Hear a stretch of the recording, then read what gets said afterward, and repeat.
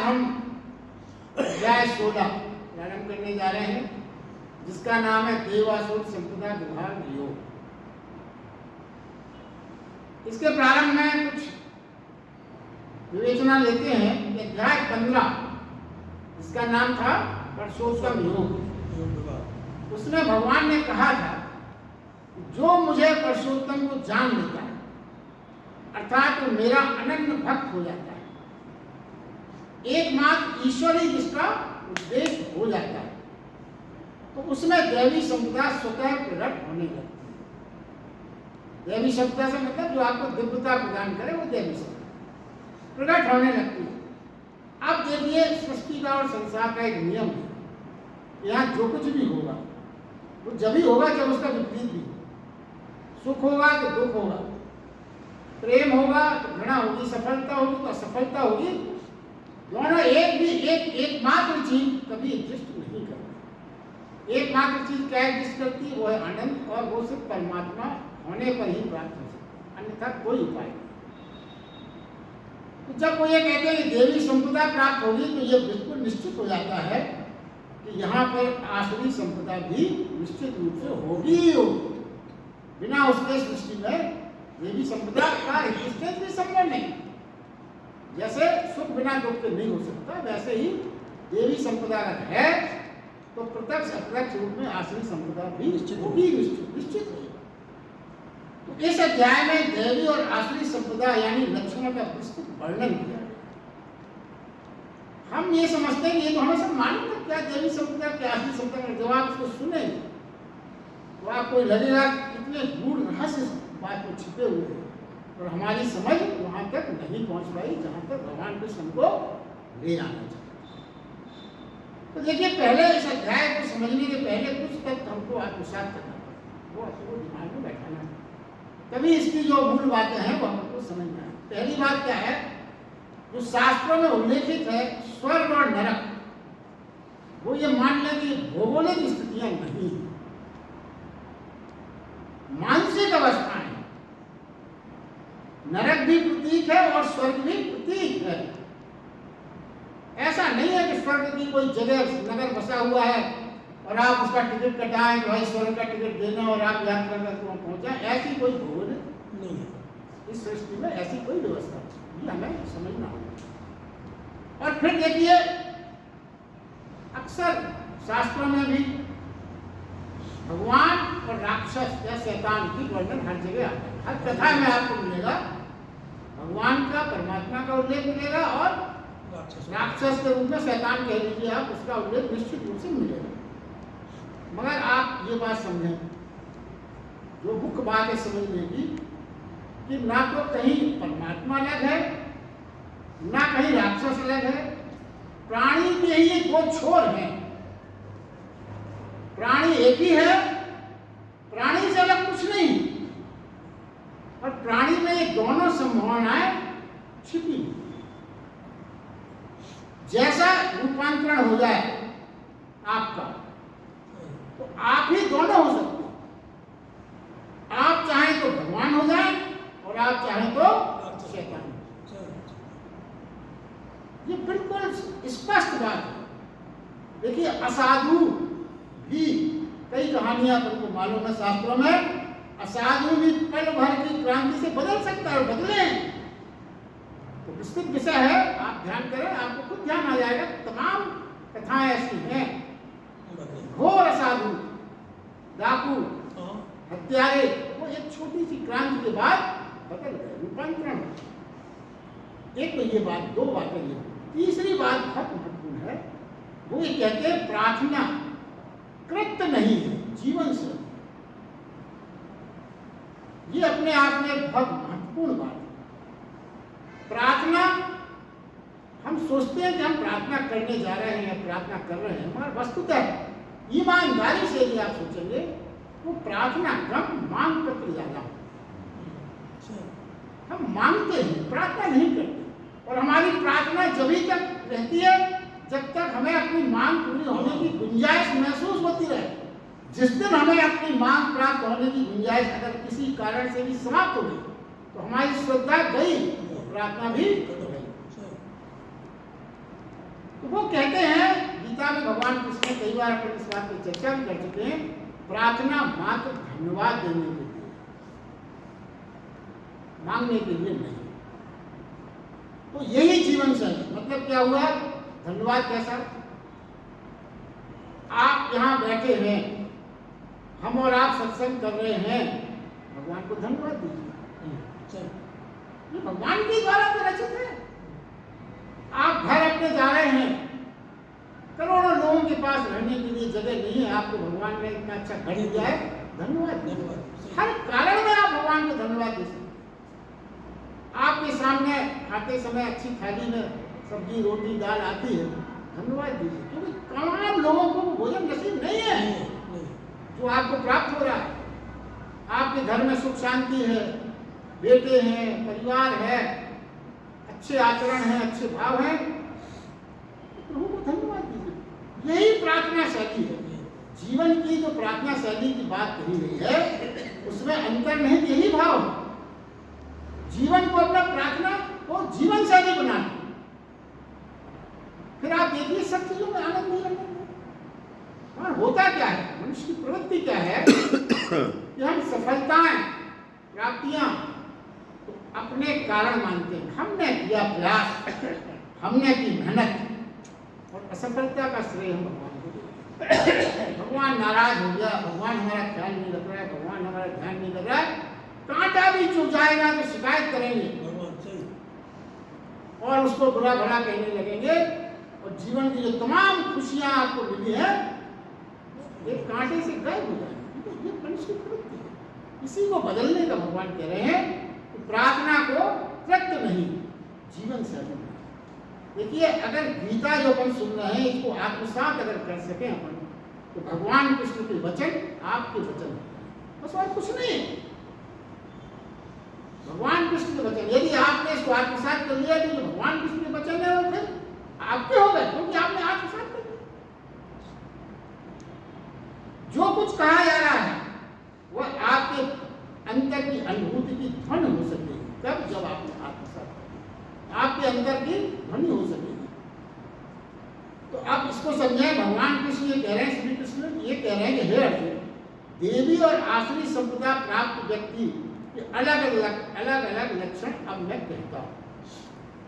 देवी संपदा प्राप्त हुए व्यक्ति के लक्षण है अभय, अंतःकरण की पूर्ण शुद्धि, ज्ञान योग में निरंतर दृढ़ स्थिति, दान, इंद्रियों का दमन, दान और इंद्रियों का दमन एक साथ, यज्ञ, स्वाध्याय, तप और शरीर व इंद्रियों के सहित अंतःकरण की सरलता। ये लक्षण बताए, इसकी अपन अभी व्याख्या करेंगे, क्योंकि इस श्लोक का अर्थ है। तो देखिए, पहले थोड़ा सा अर्थ में जाने के पहले कुछ बातें और हमको समझना है। वो क्या है? देवी संपदा और असुरी संपदा शब्द हमने सुना है, मगर आप देवी और असुरी हटा दें। संपदा क्या है? पहले ये तो जान लें संपदा का क्या अर्थ है।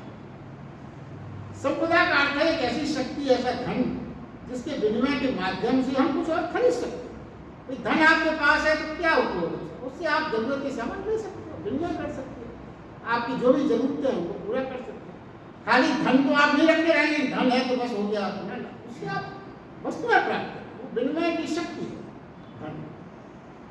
तो क्या है, अब श्री कृष्ण कहते हैं संपदा का विभाजन किया है भगवान श्री कृष्ण, विभाजन किया। कैसे?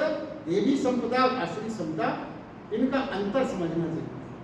देखिए, पहली बात यहाँ पे ये जान लें कि संपदा को अपन लक्ष्मी का होता है, लक्ष्मी कहते हैं, पूजन करते हैं।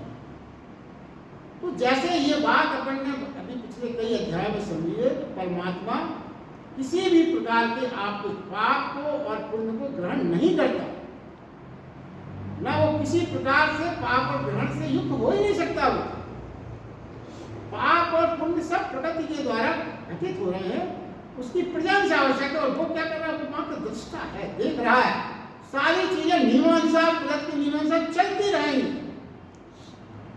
उसकी प्रेजेंस महत्व। तो अब क्या है, जब संपदा को अपने लक्ष्मी का अवतार माना, तो देवी और असुरा शब्द कैसे दिए? देखिए, फिर से आप ध्यान करें, हमने क्या समझा था? आत्मा जब शरीर में आती है तो वो फिर दो रूप में आप जानते हैं, पुण्यात्मा और पापात्मा। क्योंकि आत्मा पुण्य पापी हो गई क्या? नहीं। आत्मा तो विशुद्ध भगवान का अंश है और उसमें तो कोई चीज की मिलावट संभव ही नहीं। होता क्या है, जो अपन कई बार डिस्कस कर चुके हैं, पुनः उसकी पुनरावृत्ति करते हैं। जो प्रगति के 3 गुण हैं, सतोगुण, रजोगुण, तमोगुण, या हमारे कर्मों के कारण जो विकार को अच्छे भी हो सकते हैं, पुण्यात्मक विचार भी हो सकते हैं और पापात्मक विचार भी हो सकते हैं, वो उस आत्मा के ऊपर आच्छादित हो जाते हैं। और उस आच्छादित होने के कारण ही उसका नाम, अगर हमारे दुष्कर्म है वो उस आत्मा के ऊपर आच्छादित हो गए तो वो क्या कहलाएगी? पाप। और यदि हमारे सुकर्म उस आत्मा पे आच्छादित हो गए तो वो क्या कहलाएगी? पुण्य। जैसे हवा, प्राणवायु हमेशा शुद्ध है, प्राणवायु हमेशा शुद्ध है, मगर फूलों के पास से निकलेगी तो दुर्गंध, सुगंध या दुर्गंध के पास से निकलेगी तो दुर्गंध उस पर आच्छादित हो जाती है, मगर वो मिश्रित नहीं हो सकती, उसको अलग किया जा सकता है, तो वो सम्मिश्रण होता है। कभी कभी काले बादल सूर्य ऐसे महान शक्तिशाली की वो भी अंधेरा कर देते हैं। काले बादल, बादलों में क्या करना है? ये सब तो आध्यात्मिक रहस्य है, ये हमको समझना होगा। तो क्या कहते हैं, पहले स्पष्ट समझना कि आसुरी संपदा से, देखिए अब जो अपन ने समझा तो आसुरी संपदा आपके थोड़ा सा समझ में आ रही, क्या बताना चाहते हैं। जैसे पाप से आच्छादित हो, तो अगर आसुरी संपदा से जो हमारी गलत तरह से, देखिए आप संपदा को आप समझे, चाहे वो 50 का नोट हो, 100 का नोट हो, 500 की गड्डी, कुछ भी हो आपके पास, उसमें क्या है? उसमें तो सब जगह बराबर है। मगर यदि वो गड्डी किसी ने डाका डाल के हत्या करके प्राप्त की है, तो हम और आप बोलचाल की भाषा में कहते हैं कि इसकी संपदा को पर खून के छींटे हैं, छींटे दिखाई नहीं पड़ते, मगर वो जो भाव है उसको कमाने का, वो उसके ऊपर आच्छादित हो। और अगर वही चीज, वही पैसा, वही गड्डी आपने श्रम करके ईमानदारी से कमाई है, तो वो पुण्य की कमाई मानी जाती है। बस यही आसुरी और संपदा और देवी संपदा का मेन फर्क है कि उसका सोर्स ऑफ कमिंग क्या है। चोरी करते हैं, हत्या करते हैं, डाका डालते हैं, संपदा तो वही है ना। बैंक में तो संपदा वही रखी, कुछ गड्डी आपको मिल जाएंगी, कुछ उसको मिल जाएंगी, संपदा में तो कोई फर्क नहीं पड़ता। मगर जैसे आत्मा के ऊपर पाप और पुण्य आच्छादित हो जाते हैं, वैसे ही उस रुपये के ऊपर भी आसुरी बातें और देवी बातें आच्छादित, इसीलिए उसका नाम फर्क दिया है भगवान। तो पहले ये स्पष्ट कर लें कि जो आसुरी संपदा है उससे संसारिक साधन या ऐसे साधन जो हमें शैतान बनाते, ऐसा ही आप खरीद सकते, इसकी अतिरिक्त कुछ। इसीलिए कहा जाता है, देखिए ये बातें इसमें जरूर अपन सुने, मगर अपन बोलचाल में सोचे तो रोज अपन कहते हैं जैसी कमाई थी वैसी फल मिल रहा, कहते हैं नहीं? क्यों बिगड़ गया? अरे अस्पताल में भर्ती में लाखों रुपए निकल गया, वो जहां से आया था वैसे ही चला गया। ये अपनी बोलचाल में रोज है। गीता में आज सुन रहे हैं आप, तो गीता में कोई ऐसी बात नहीं कही भगवान ने जो आपने जीवन में महसूस नहीं किया। किसी का घर जल जाता है, किसी के यहाँ कोई बड़ी बात हो जाती है, कहते हैं वो जैसी कमाई थी वैसी निकल गई। ये अपन रोज कहते हैं। तो वो यही समझा रहे हैं कि उससे संसारिक साधन और जो चीज हमें शैतान बना दे, ऐसा ही कर सकते हैं। अब इस संपदा से, जो आसुरी संपदा जिसको कहा गया, अगर आप आध्यात्म प्राप्त करने का प्रयास करेंगे तो भ्रमित रहेंगे, क्योंकि ये संभव नहीं। ये मूल बात है। इसमें क्या गहराई है? संसार जिससे खरीद सकते हैं उससे आध्यात्म प्राप्त नहीं हो सकता। ये मूल अंतर है। अब देखिए, देवी संपदा से अर्थ है, क्या अर्थ है? जिससे दिव्यता प्राप्त की जा सकती, देवी संपदा, जिससे दिव्यता प्राप्त की जा सकती। ये क्या है? ये अलग मार्ग है, अलग मार्ग। तो देखिए एक बात और समझना, दोनों के बाजार अलग अलग है, बिल्कुल मार्केट ही अलग है। उसका मार्केट अलग है, इसका मार्केट अलग है। जो सिक्के वहां चलेंगे वो यहाँ नहीं चलेंगे, और जो यहाँ चलेंगे वो वहां नहीं चलेंगे। हमें सब इतना अनुभव है कि कहीं विदेश जाते हैं तो अपन रुपये नहीं चला सकते, वहां तो नहीं खरीद पाओगे आप, उसका एक्सचेंज करना पड़ेगा। मैं यहाँ कोई एक्सचेंज का सिस्टम नहीं। एक दूसरे की संपदा दूसरी जगह नहीं चलती, ये भी आप समझ लें। देखिए मगर है क्या, भ्रम क्या है? देखिए कभी कभी बहुधा जिस संपदा से हम संसार में कुछ खरीदने या बेचने को निकल पड़ते हैं, उसी धन से हम धर्म खरीदने निकल पड़ते हैं। ये विडंबना हो रहा है। कैसे? कोई क्या सोचता है कि हम बड़ा मंदिर बना देंगे, हम बड़ी धर्मशाला बना देंगे, बड़ा दान दे देंगे, तो हमें क्या उपलब्ध हो जाएगा? धर्म उपलब्ध हो जाएगा। मगर ये विचार है, क्या है? क्यों नहीं होगा? क्योंकि ये संपदा आसुरी थी। आपने जो बनाया उससे स्वयं को, आपने जो किया ये कृत्य, आप स्वयं को, खुद को या देखने वालों को धार्मिक होने का भ्रम तो दे सकते हैं, मगर संभव नहीं हो। भ्रमित हो जाएगी दुनिया। बड़े धर्मात्मा है, मंदिर बना, बड़े धर्मात्मा है, धर्मशाला बना। आप खुद भी ये भ्रम पाल सकते हैं, भाई मैं तो बड़ा धर्मात्मा, चलिए साहब देखिए ये मंदिर हमने बनाया, आप दिखाएंगे लोगों को जाकर ये मैंने धर्मशाला मेरे द्वारा अपनी उनकी स्मृति में मैंने बनाई, बड़ा अच्छा काम किया। हम सच माने, सच माने। भगवान ये कहते हैं कि चित्रगुप्त जी की महाराज की फाइल में आप धार्मिक नहीं है, पॉइंट्स आपको नहीं मिले, भले आप दुनिया को भ्रमित कर लें, खुद भ्रमित हो जाए, क्योंकि वो संपदा जो है आपको भ्रम हो सकता है। यह पहचान ठीक से करनी होगी कि जिस संपदा का मैं उपयोग कर रहा हूं उससे दिव्यता प्राप्त की जा सकती है या नहीं की जा सकती, ये पहचान हमें आपको, ये मूल बात है जीवन में। नहीं तो क्या होगा? आप श्रम करोगे, भटकोगे, मगर वह होगा मगर पहुंचेंगे नहीं। श्रम भी होगा, भटकाव भी होगा, खर्च भी हो जाएगा, मगर जहां पहुंचने के आपको उद्देश्य है जीवन के, वहां आप नहीं।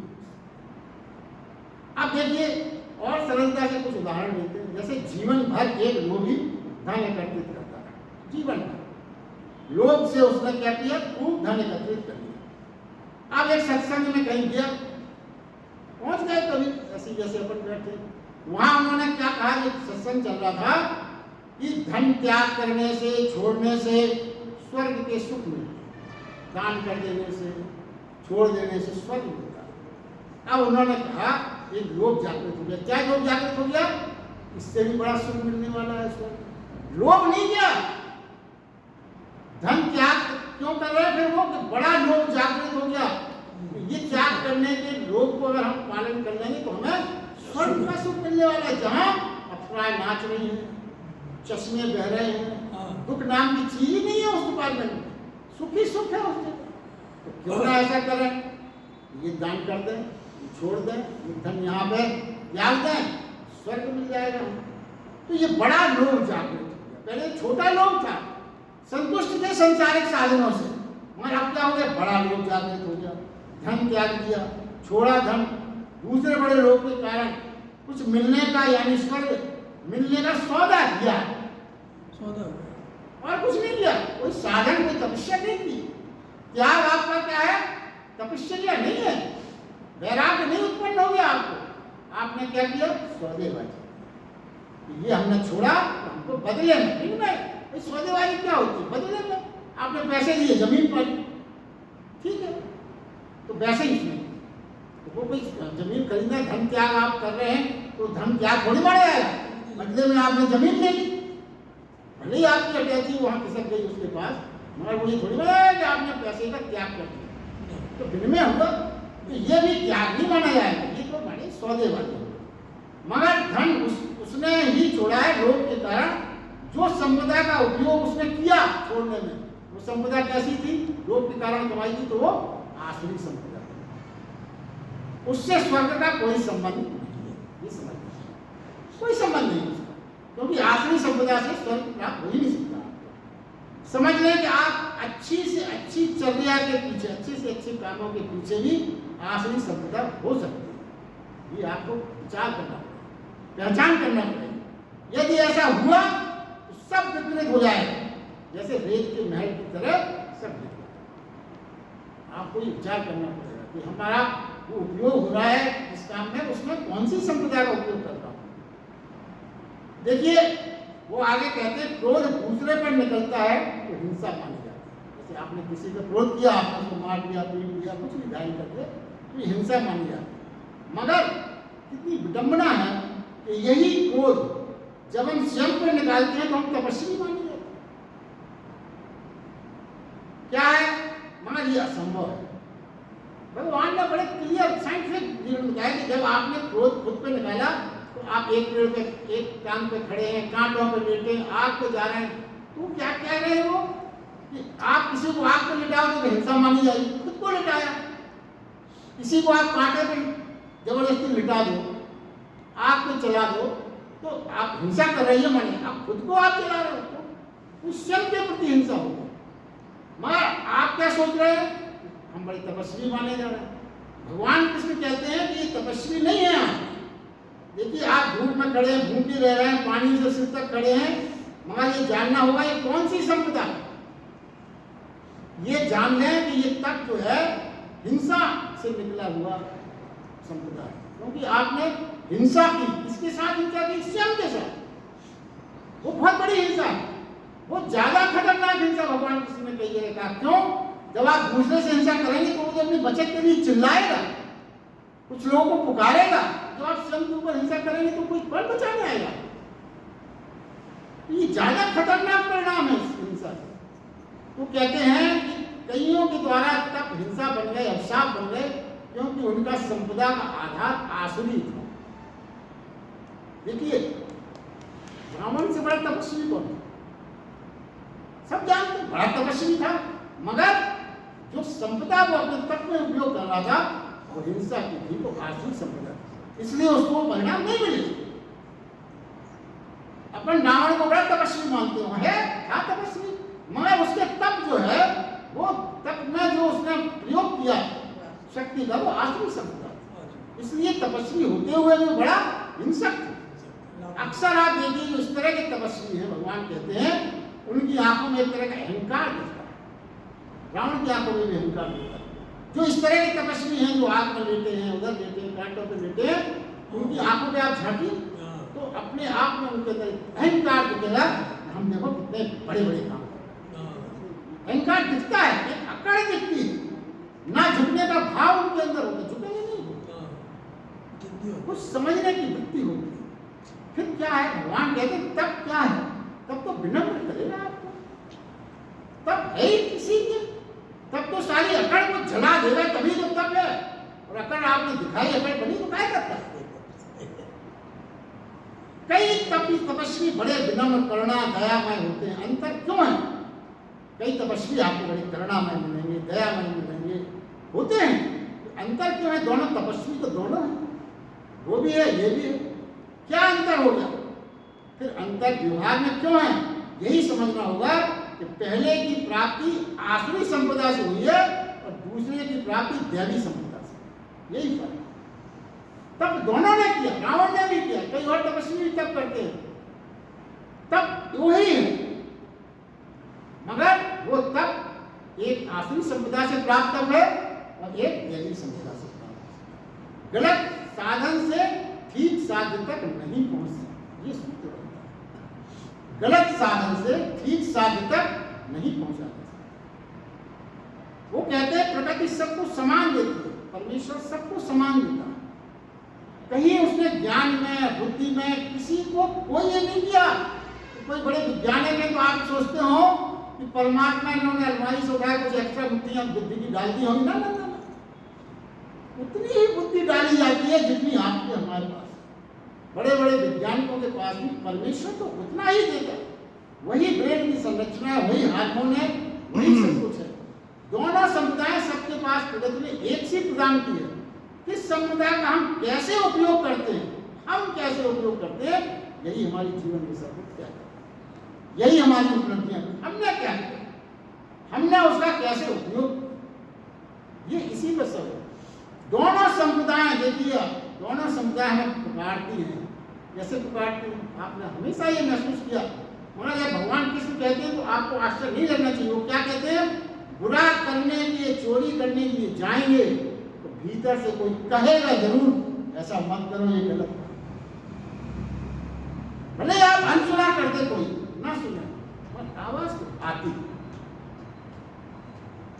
मतलब क्या हुआ? दैवी संपदा है, मगर वो आपने दबा दी, आपने मिली थी मगर आप उसका उपयोग नहीं कर रहे हैं। प्रार्थना करने मंदिर जाएंगे तो मंदिर में बैठे रहेंगे तो कोई आपसे क्या कहेगा? भीतर से आवाज क्या आई? क्यों समय नष्ट कर रहे हो यहाँ पे? इतनी देर में कोई काम कर ले तो थोड़ा पैसा कमा ले, क्यों यहाँ फालतू 2 घंटे से भजन कर रहे हो? अरे दुकान पे बैठे होते कई ग्राहक लौट गया हूँ इतनी देर में, क्या कर रहे हो यहाँ बिना? ये आवाज आती है। देखिए वो क्या हो रहा है, जब आप दैवीय काम करोगे तो आसुरी आवाज देगा, और जब आसुरी आवाज काम करोगे तो दैवीय आवाज देगी। आपको कोई रास्ता यही चलता है जीवन क्रम में। तो ये हमने रोज महसूस किया। गीता में सुने कोई विचित्र बात नहीं कही भगवान ने, कहीं भी नहीं कही, किसी अध्याय में नहीं कही। अब हम क्या चुनते हैं, कौन सी आवाज सुन के हम अपने जीवन के साथ चलते हैं, ये हमारा चुनाव, हमारा अपना है। आवाज दोनों है, भगवान ने संपदा सबको बराबर दिया। जिसने देवी संपदा की आवाज सुन ली उसका जीवन बदल जाता है, और जिसने आसुरी संपदा की आवाज सुन ली उसके जीवन के साथ क्या होती है कल्पना। ये बड़ी स्पष्ट है। भगवान कहते हैं देवी संपदा के लक्षण अब अर्जुन मुझसे सुन। इतना सब समझने के बाद वो अपने देवी संपदा के लक्षण अब आपको बताएंगे। तो पहले देवी संपदा का पहला लक्षण वो कहते हैं अभय। अभय क्या है? भय का पूर्ण अभाव होना ही अभय है। भय का पूर्ण अभाव, निर्भय होना नहीं। निर्भय में भय रहता है, निर्भरता जो निडर है उसमें भय तो रहेगा मगर वो सामना करेगा। कायर क्या है? भय वहां भी रहेगा मगर वो भाग जाएगा। मगर अभय क्या है? भय ही ना लगे, अभय भय की पूर्ण विलोपन। तो कैसे होगा? तो आप जरा ये सोचें, आपके और हमारे जीवन में सबसे बड़ा भय क्या है? मृत्यु। सबसे बड़ा भय मृत्यु है मनुष्य के जीवन में। अपने प्रिय के शरीर के छिन जाने का ही सबसे बड़ा भय, या तो खुद की मृत्यु या जो हमारा बहुत प्रिय है उसकी मृत्यु के बारे में जो हम विचार करते हैं, तो ये सबसे बड़ा भय है। और आप देखें, हम और आप जीवन में जितने भी काम करते हैं, चाहे वो मकान हो, चाहे वो डॉक्टरी हो, चाहे वो दवाई हो, चाहे वो कुछ भी वाहन हो, सब कुछ मृत्यु से वो दूर हटाने के लिए करते हैं। सरक जाए, मृत्यु सरक जाए, सारी सुरक्षा। मकान क्यों बनाते हैं? मकान नहीं होगा, हवा ये पानी जल्दी मरना है, सुरक्षा नहीं रहेगी, सुरक्षा भी नहीं। फौरन अस्पताल जाएंगे। क्यों भाई? क्योंकि हम मृत्यु को से दूर ही बनाना चाहिए। हम नहीं चाहते कि मृत्यु आ जाए हमारी या हमारे किसी प्रिय के। तो सबसे बड़ा भय, जैसा छावड़ा जी ने बताया, तो क्या है? अगर ये भाव पैदा हो जाए कि मैं मरण धर्मा नहीं हूं, जिस क्षण ये भाव जागृत हो गया कि मृत्यु तो असंभव घटना है, मृत्यु तो होती ही नहीं है, जिस चीज को हम हमेशा ही मानते हैं कि ये तो विश्व निश्चित घटित होती है, भगवान कहते हैं यही तो होता ही नहीं है कभी।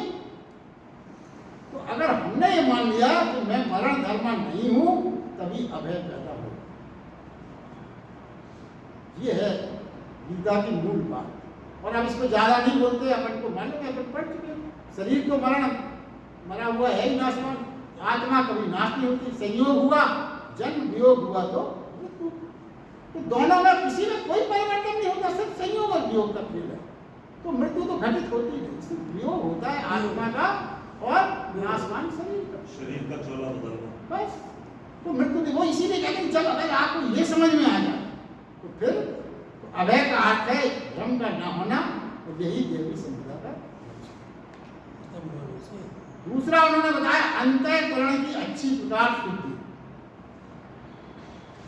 अब देखिए अंतःकरण की अच्छी प्रकार शुद्धि से उनका क्या तात्पर्य? अंतःकरण जो आत्मा की आवाज पर ही आधारित हो और आपकी अपनी बात को संप्रेषित करे, जब वो कहे यही बात समझे समझ, देखिए हो क्या गया, आज फर्क क्या हो गया। आत्मा की आवाज के पहले एक आवाज और हमें सुनाई पड़ती है, उसको हम अंतःकरण की आवाज मान लेते हैं। वो आवाज क्या है? आज के सामाजिक परिवेश में, सामाजिक परिवेश अंतःकरण परंपरा पर आधारित हो गए, उसी पर आश्रित हो गए। कैसे हो गए? कोई हिंदू है, कोई मुसलमान है, कोई ईसाई है, कोई नास्तिक है, कोई आस्तिक है, तो उनके होने के कारण वो अंतःकरण की आवाज भी उनके आधार पर निकलने लगी है, और उस आवाज को हम अंतःकरण की आवाज मान लेते हैं। वस्तुतः भगवान कहते हैं वो आपके अंतःकरण की आवाज का भ्रम है, वो अंतःकरण की आवाज नहीं है। मगर हमें वही सुनाई पड़ता है, उसी को मान लेते। क्यों? मगर वो अंतःकरण प्रभावित है, बाहर की परिस्थितियों से प्रभावित है। अंतःकरण की शुद्धि का अर्थ अच्छे भले प्राणी का अंतःकरण होना नहीं है। अंतःकरण की शुद्धि का मतलब ये नहीं है कि अच्छे हैं और बुरे हैं, ना, क्योंकि अच्छे बुरे की परिभाषा तो हमने बनाई है। संसार के नियम कायदे वहां नहीं चलते, वहां तो भगवान के अच्छे बुरे होने की परिभाषा ही बिल्कुल अलग है। शुद्ध अंतःकरण का है का मतलब यह है जिस पर समाज की कोई छाप ना हो, सामाजिक धारणाओं से जो मुक्त हो। इसका अर्थ समाज से बगावत नहीं है। शुद्ध अंतःकरण का मतलब है दर्पण जैसा साफ, जैसा लेकर हम जन्म के समय पैदा हुए थे, वैसा अंतःकरण। जब किसी प्रकार की कोई छाप नहीं थी हमारे अंदर से, ऐसा खाली शून्य, वो अंतःकरण जिसने समाज से कुछ ना लिया हो, जो शुद्ध चैतन्य से सीधा जुड़ा हो, समाज से कुछ ना लिया। समाज से लिया तो दूषित हो गई बात, बदल गया। वो कहते हैं ऐसा अंतःकरण, ऐसा अंतःकरण, ऐसा चैतन्य जो शुद्ध चैतन्य से सीधा जुड़ा हुआ हो। देखिए, इस अंतःकरण से ही दैवी संपदा को खोजा जा सकता। जब आपका अंतःकरण सीधे परमात्मा के अंतःकरण से जुड़ने हो, कि जो अंतर आत्मा की आवाज उससे आए, जिस पर किसी प्रकार के सामाजिक परिवेश का कोई प्रभाव ना हो, खाली वही बात हो जो परमेश्वर से डायरेक्ट जुड़े होने पर जो आवाज आती है, वो जब आप हो सके तभी दैवी संपदा की खोज मानी जाएगी। उस अंतःकरण से ही दिव्यता के स्वर उठते हैं, उसी से उठेंगे दिव्यता के स्वर। जिस अंतःकरण को अंतःकरण हम मानते हैं, उसमें तो समाज के स्वर ही होते हैं। जैसा हम मानते हैं उसमें समाज के स्वर होते हैं। देवी संपदा की दिव्यता की बात होना अधूरी है। तीसरा वो गुण बताते हैं ज्ञान योग में निरंतर दृढ़ स्थिति। देखिए, थोड़ा विचार करें तो स्पष्ट होगा। जैसा जीवन हम जी रहे हैं सब, तो ज्ञान योग में हमारी निरंतर दृढ़ स्थिति नहीं है, मूर्छा में दृढ़ स्थिति।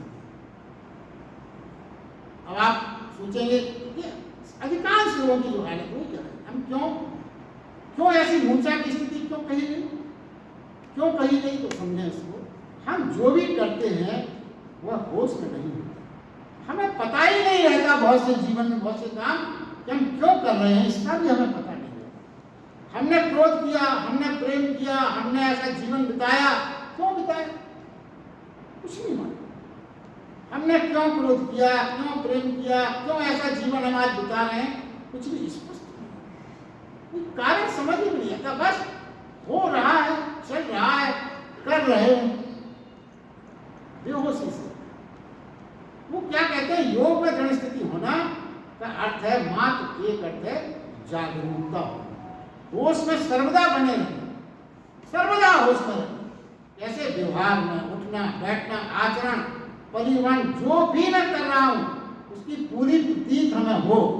आप जरा अपने जीवन को कोई भी समझे, कई काम ऐसे हम कर जाते हैं तो बाद में अरे हमने ये क्या कर दिया, इसका मतलब क्या। अगर आपको बाद में ये सोचना पड़ा यार ये हमने क्या कह दिया, हमने ये क्या कर दिया, हमने ये इससे ऐसा आचरण क्यों कर दिया, इसका मतलब क्या हुआ। इसका मतलब जब आपने किया तब आप उसमें नहीं, तभी तो आप आज जब होश में आए तो आपको समझ में आया अरे जरा सी बात में मैंने उनको इतना कटु बोल दिया है, बड़ा हमने उनको बड़ी बदतमीजी से बात कर दी। इसका मतलब जब आपने वो बदतमीजी से बात की उस समय आप होश में नहीं थे। होश में आते ही आपको एहसास हो गया कि हमने जो किया वो ठीक गलत। भगवान किस कहते हैं ये स्थिति जीवन में ना आए। आप हमेशा जागरूक रहें, हमेशा होश में रहें, बैठने में, उठने में, चलने में, बोलने में, आचरण में, व्यवहार सब में जागरूकता कभी ना खोए, वही ज्ञान में दृढ़ स्थिति